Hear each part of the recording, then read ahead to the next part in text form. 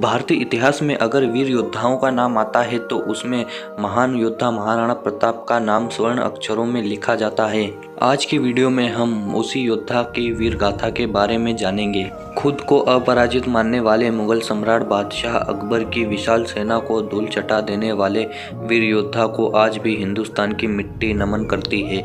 उस योद्धा की कहानी जिसने राणा प्रताप को महाराणा प्रताप बना दिया और उस युद्ध का नाम है हल्दी घाटी युद्ध। बात है सन 1576 की। मुगल सल्तनत कूटनीतियों के दम पर भारत भूमि पर अपना साम्राज्य विस्तार कर रहा था। बादशाह अकबर की कुछ दिखाऊ नीतियां छोटे शासकों को विनम्रता या विश्वसता पूर्वक अपने राज्य के अधीन करने में लगी हुई थी। राजस्थान के कई राजा भी विशाल मुगलों की सेना के आगे तलवार रख चुके थे। उस दौर में भी देश की मिट्टी ने कुछ ऐसे सपूत पैदा किए थे जो इसके गौरव रक्षा के खातिर जान हथेली पर रखते थे। मेवाड़ उन्हीं में से एक राज्य था। मेवाड़ के राजा राणा प्रताप ने अकबर के अधीनता प्रस्ताव को ठुकरा दिया। मुगलों के अहंकार के आगे की गई ऐसी हिम्मत पर बेख्याल अकबर ने मेवाड़ पर हमला करने का फैसला लिया। दोनों सेनाओं के बीच युद्ध प्रारंभ हुआ, जहां एक और अकबर की सेना के सेनापति थे राजा मानसिंह और महाराणा प्रताप की सेना के सेनापति थे हकीम खान सूरी। इतिहासकार बताते हैं कि अकबर के पास मेवाड़ की 4 गुना बड़ी सेना थी।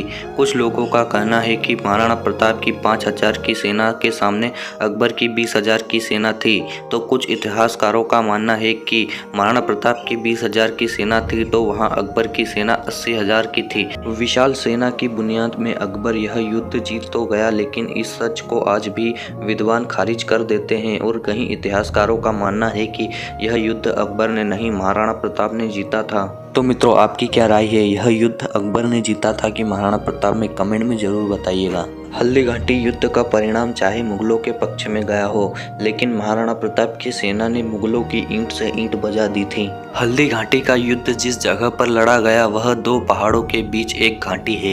यहाँ की मिट्टी का रंग हल्दी जैसा पीला है, इसीलिए इस जगह को हल्दी घाटी कहा जाता है। असल में युद्ध वहाँ नहीं हुआ। महाराणा प्रताप और अकबर की लड़ाई जहाँ हुई उस जगह को खमनोर कहा जाता है, लेकिन कहानी की शुरुआत हल्दी घाटी से हुई, इसीलिए इसे हल्दी घाटी का युद्ध नाम दिया गया। इतिहासकार लिखते हैं कि महाराणा प्रताप की योजना थी कि हल्दी घाटी के सकड़े रास्ते में अकबर की विशाल सेना एक बार में नहीं आ पाएगी और इस तरह उन्हें एक एक कर मार दिया जाएगा। लेकिन अकबर ने सेनापति के तौर पर मानसिंह को भेजा, जिसे राज्य की भौगोलिक परिस्थितियों का पूर्व से अंदाजा था। युद्ध के दिन कूटनीति और सैन्य बल के साथ दोनों सेनाएं आमने सामने थी। अकबर की सेना 4 गुनी बड़ी और मजबूत थी, जबकि प्रताप की सेना इरादों और युद्ध कौशल से परिपूर्ण थी। दोनों सेनाओं के बीच युद्ध प्रारंभ हुआ और दोनों के बीच घमासान युद्ध हुआ। कुछ समय तक मेवाड़ के वीर धनुर्धरों ने अकबर की सेना को पानी पिलाए रखा। कहा जाता है कि महाराणा प्रताप के सैनिक काल बनकर बरसे और अकबर की सेना में आतंक की तरह फैल गए। लेकिन अकबर की सेना में हाथी का सभी समूह था और ऊंट के ऊपर तोप तैनात थी। कुछ समय बीतने के बाद अकबर की सेना हावी होने लगी। उसके विरुद्ध अस्त्रों के आगे तलवार कम पड़ने लगी। इतिहासकार बताते हैं कि युद्ध में एक ऐसा भी क्षण आया था जहां महाराणा प्रताप ने अकबर के खास सिपे सलार को घोड़े सहित काट डाला था और वो क्षण एक ऐतिहासिक क्षण बन गया। महाराणा प्रताप लड़ते हुए जख्मी हो गए। मुगल सेना घायल प्रताप के केंद्रित थी और लगातार हमले कर रही थी। प्रताप के जान की सुरक्षा के लिए उनके सहायक झालामान ने अपनी जान की बाजी लगा दी और वीरगति को प्राप्त हुए। कहा जाता है कि जब मुगल की सेना प्रताप को उसके मुकुट से पहचानकर ऊपर हमला करती थी, झालामान ने वो मुकुट प्रताप से लेकर खुद धारण कर लिया और युद्ध में वह मारा गया। महाराणा प्रताप सुरक्षित निकल गए युद्ध से। अकबर को दूसरे दिन का भी युद्ध लड़ना पड़ा मेवाड़ को हासिल करने के लिए।